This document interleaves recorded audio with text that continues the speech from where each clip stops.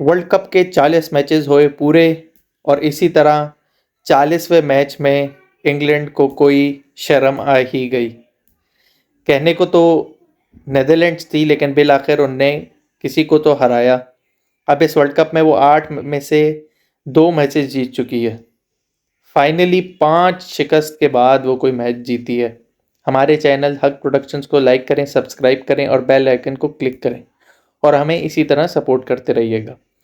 जी, आज के मैच की बात करें तो आज इंग्लैंड ने पहली बैटिंग करके 339 रन्स बनाए 9 विकेटों के नुकसान पर, जिसके जवाब में नेदरलैंड्स ने सिर्फ 179 रन्स बनाए और अपने पूरे ओवर भी नहीं खेल पाई। अगर आगाज़ की बात करें तो डेविड मलान ने बहुत ही अच्छी पारी खेली, 87 रन्स बनाए सिर्फ ही 74 बॉलों पर, जिसमें उनके 2 छक्के और 10 चौके शामिल थे।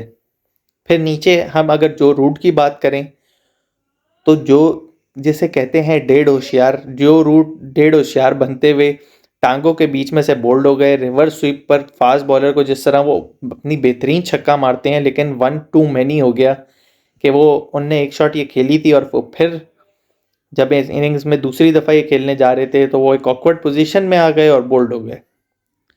और फिर जिसका था इंतज़ार, वो बिल आखिर उसने अपनी सेंचुरी कर ही दी। जो रिटायरमेंट लेकर इस वर्ल्ड कप के लिए आए थे और अब लकी चार्म माने जा रहे थे।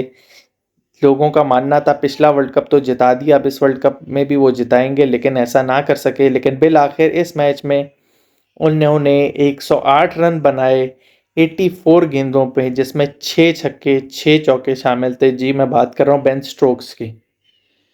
बेन स्टोक्स इस वर्ल्ड कप में कुछ कर नहीं पाए खास, बल्कि इंग्लैंड का कोई भी बैट्समैन को खास नहीं कर पाया सिवाय डेविड मलान और चंद एक अलग दूसरे बैट्समैन से।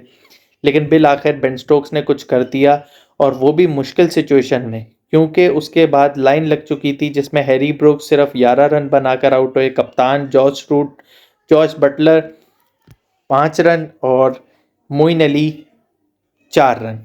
इसके बाद क्रिस वोक्स की बात की जाए तो वो बॉलर नहीं, वो एज अ ऑलराउंडर ही इस वर्ल्ड कप में अपनी टीम के लिए बने हुए हैं, जिसमें उनने बहुत ही क्रूशल 51 रन्स बनाए 45 गेंदों पे, जिसमें उनके 5 चौके और 1 छक्का शामिल था। अगर वो इस मैच में कुछ ना करते तो ये मैच इंग्लैंड के लिए बहुत भारी पड़ सकता था।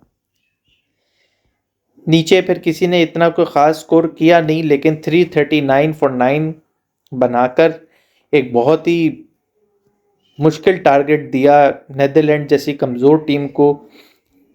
और ग्राउंड ये पुणे का था तो कोई ख़ास बहुत मुंबई की तरह कोई बैटिंग फ्रेंडली नहीं होता, लेकिन ठीक ग्राउंड था।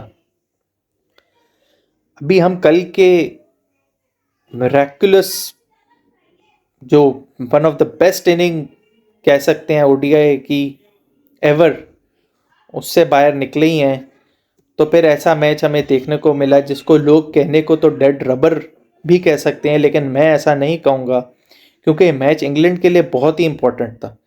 क्योंकि क्वालिफिकेशन जो चैंपियंस ट्रॉफी की 2025 में है, उसकी क्वालिफिकेशन बहुत मैटर करती है। शुरू की 7 टीमें उसके लिए क्वालिफाई करेंगी। Pakistan as a host already qualified है, तो 8 टीमें इन टोटल क्वालिफाई करेंगी। तो इनको टॉप 8 में आना बहुत ही ज़रूरी है। अभी तो ये टॉप 8 में आ गए हैं, लेकिन देखते ये हैं कि कब तक टॉप 8 में रहते हैं। अगर हम टेबल की बात करें तो इनके साथ ये नंबर 7 पर हैं, नंबर 8 पर बांग्लादेश, नंबर 9 पर श्रीलंका और नंबर 10 पर नेदरलैंड हैं। इन सबके बराबर पॉइंट्स हैं, जो कि 4 हैं।